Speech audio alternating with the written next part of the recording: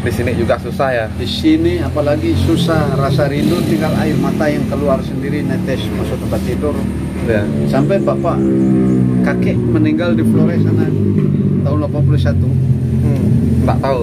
Meninggal bulan 6, bulan 9 baru bapak tahu Dapat suratnya. dapat surat. Oke teman-teman, sebelum lanjut menonton jangan lupa dukung perkembangan channel saya ini dengan cara subscribe dan tekan tombol loncengnya.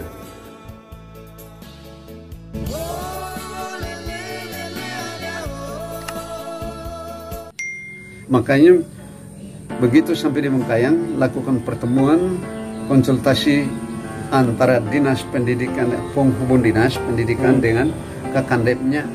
Itu pembagian tidak merata karena ada sekolah yang tidak dapat jatah, ada sekolah yang berlebih. Waktu itu yang kena di Lumar itu ada 4 orang Dari 28 orang tuh. dari 28 orang itu 4 orang, sehingga 3 orang itu melakukan cabut undi. Siapa tuh yang 4 orang tuh? 4 orang kan saya, bapak, kemudian Pak Yohanes Asbanu, kemudian Pak Emmanuel Haba, kemudian dengan John Toto. Oh, Pak John Toto. Yang di Pejampi itu. Maka pada waktu itu hasil keputusan itu melakukan cabut undi. Cabut undi untuk bapak itu standby, harus sudah calon tetap di Lumar. Yang 3 orang harus cabut undi karena 2 orang harus go dari Lumar, keluar dari Lumar. 1 orang tambah lagi untuk dengan saya supaya menjadi 2. Jadi maka yang kena Lumar waktu itu saya dan Pak John Asbanu. Lalu untuk Pak Manuel dengan John Toto di waktu itu mereka dikirim ke SDN Pejampi. Oh, jadi hasil kelebihan dari Lumar. Iya, kelebihan dari Lumar harus diralat SK itu, kemudian harus dikirim ke Pejampi. Berarti sebelumnya Pejampi itu kosong jatahnya ya? Kosong jatah. Siapa murid pertamanya Pak? Murid bapak kan? Murid pertama bapak itu kan Kelas berapa waktu itu ngajar? saya kelas 4. Kelas 4. Jadi murid pertamanya. Murid kelas 4 membantu kelas 6 juga. Itu. Murid pertama di kelas 6 itu termasuk Andreas Miun. Kemudian Ibu Laila yang di Lumar itu mama si Dedi itu, Dewi. Atet udah meninggal, dia di Jelatok, udah tua sekali. Baru Tuti mana tuh? Tuti Madi, ini kembar nih baru dengan Tuti. Kembar dari Madi, adik Ibu Sili. Adik Ibu Sili. Kemudian Om Propovikus Kumas. Om Kumas tuh. Berarti 6 orang ya? Yang murid kelas 6 waktu itu? Bukan, 10 orang. Siapa lagi tuh? Baru 6 orang tuh? 10 orang.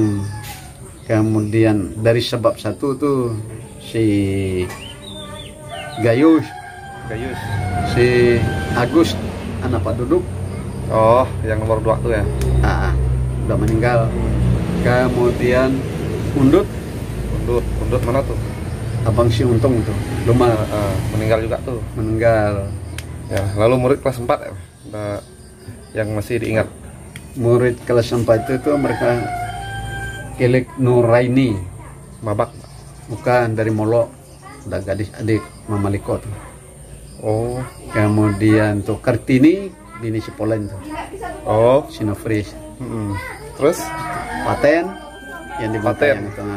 Yang Mengkayang biasa anaknya kawan dengan Yul. Oh, ya, Paten. Terus? Ajon Beekto?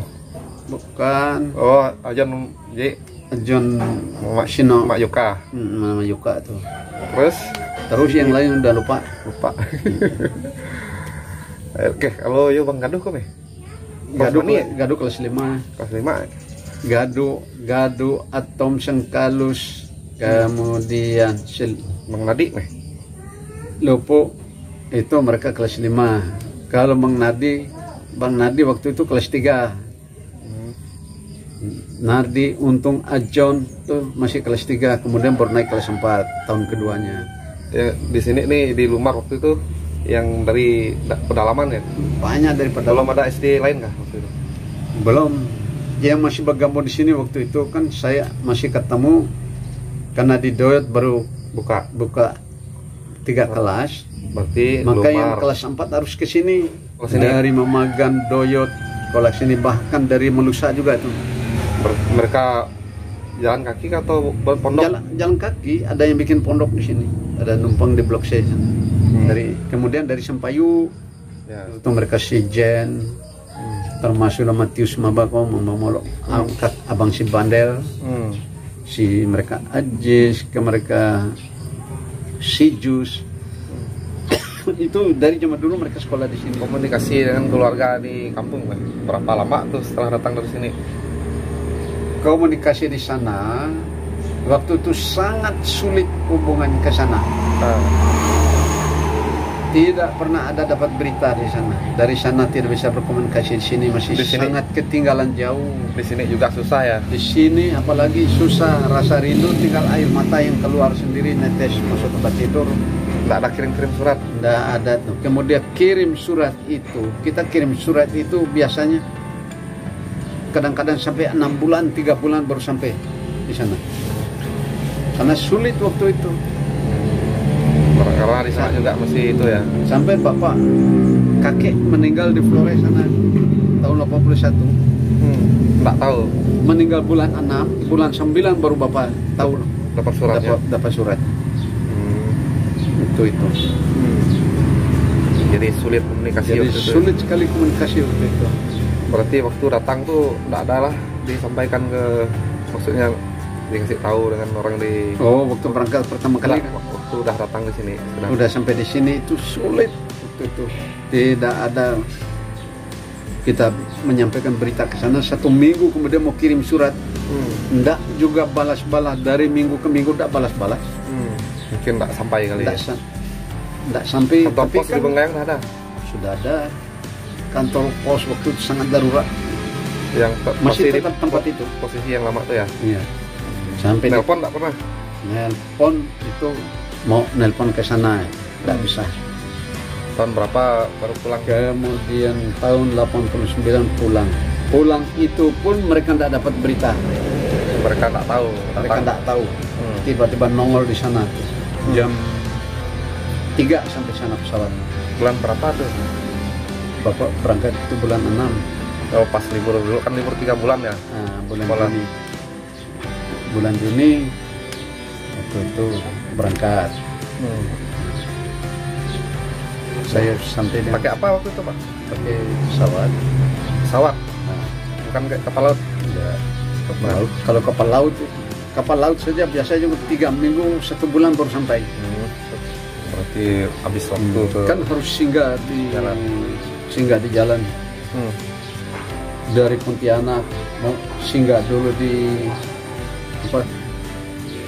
Tanjung Priok, Semarang, kemudian di Perak. Banyuwangi, baru ke Gilimanuk, ke 3 minggu.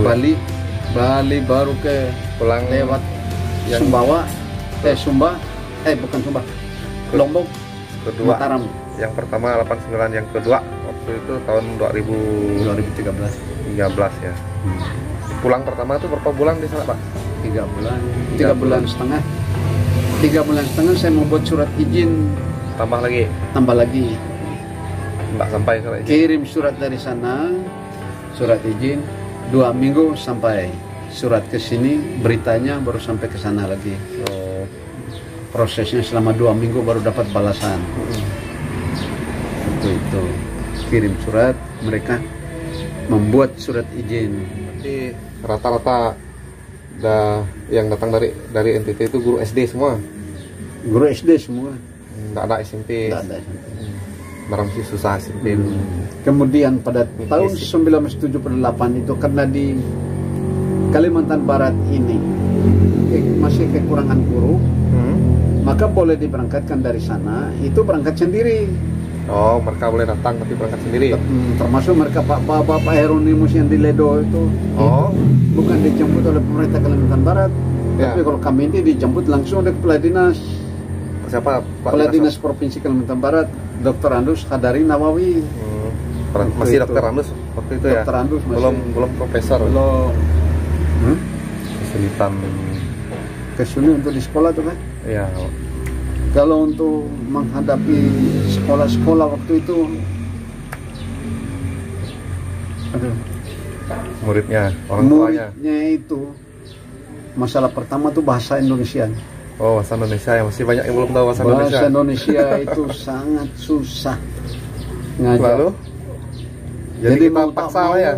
Mau tak mau guru tuh harus menyesuaikan diri, harus belajar dulu dengan anak-anak.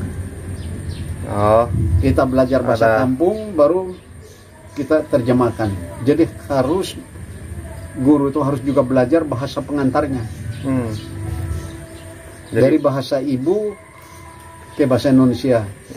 Terutama sekali siswa kelas 1, 2, dan 3. Yang ke atas itu sudah bisa, tetapi masih sulit ya. Masih sulit.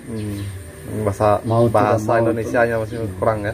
Mau tahu mau Bapak waktu itu siapkan buku notes itu mencatat apa yang dia ucapkan itu Bapak tanya. Yang bahasa-bahasa yang berhubungan dengan masalah sekolah itu dicatat. Sehingga Bapak waktu itu 3 bulan Bapak udah lancar dengan bahasa Bekati. 3 bulan? 3 bulan. Makanya orang heran waktu itu. Ya. Kenapa? Selain bahasa apalagi itu? Selain bahasa, dan kedua masalah menghadapi pelajaran. Kalau untuk kultur ya? Maksudnya? kulturnya, mungkin kebiasaan-kebiasaan mereka kayak gitu. Iya, kebiasaan itu yang sakit sulitnya. Kenakalan itu luar biasa. Paling nakal. Yang paling aneh waktu itu, anak-anak itu sering bawa senjata tajam ke sekolah. Senjata tajam yang dirakit sendiri itu, keris dibuat dari paku. Itu untuk ini untuk sering untuk berkelahi antara kampung dan kampung, siswa yang berasal dari kampung itu. Jadi buat geng. Jadi yang paling ngeri waktu itu yang musuh besar itu Lumar dengan Madi itu. Dulu tuh ya. Saling menunggu di jalan tuh, untuk kelahi di jalan. Besok tahu dengar berita kelahi. Oh, Lumar dengan Madi. Kalau yang kampung-kampung lainnya enggak terlalu. Kampung lain enggak terlalu. Kalau untuk Sekaru itu mereka kebijaksanaan dari kampung, walaupun dia enggak punya pendidikan dulu, dia udah pikir bikin pondok di kampung Lumar sana. Ya. Numpang di tanah Lumar di belakang. Itu anak-anak itu dibuatkan pondok. Lalu yang dari Sepang Molo itu bikinlah pondok di Seliau di tempat kakek. Ya, tempat kakek itu ya. Lalu sebagiannya dibuatlah pondok yang sekarang di Lumar sana. Sebelum rumah mereka wadi deretan ke atas bawah di sebelah sana kapel Lumar itu. Bikin berbaris pondok di situ. Kemudian untuk menyesuaikan dengan masyarakat itu perlu harus ada pergaulan. Yang waktu itu mereka tuh sangat malu bergaul dengan orang. Mau tidak mau Bapak berusaha harus melakukan pendekatan. Guru harus pandai-pandai melakukan pendekatan terhadap masyarakat. Mengajak untuk berkomunikasi. Sehingga dengan adanya guru-guru NT waktu itu yang selama itu tidak pernah melakukan pertemuan dengan Dewan Guru, mulai mengajak menghubung kepala sekolah untuk melakukan pertemuan bersama dengan Dewan Guru. Yang waktu itu masih disebut istilah dengan POM. Pembinaan. POM itu artinya karena persatuan orang tua murid. Jadi maka disebutnya disingkat menjadi POM. Sekarang apa namanya itu? Sekarang disebutnya komite. Komite POM. Dari POM itu diganti dengan istilahnya perubahan waktu itu, diganti dengan istilahnya BP3, Badan Pembinaan Penyelenggaraan Pendidikan. BP3, Badan Pembina Penyelenggaraan Pendidikan. Setelah BP3 itu maka diubah menjadi komite.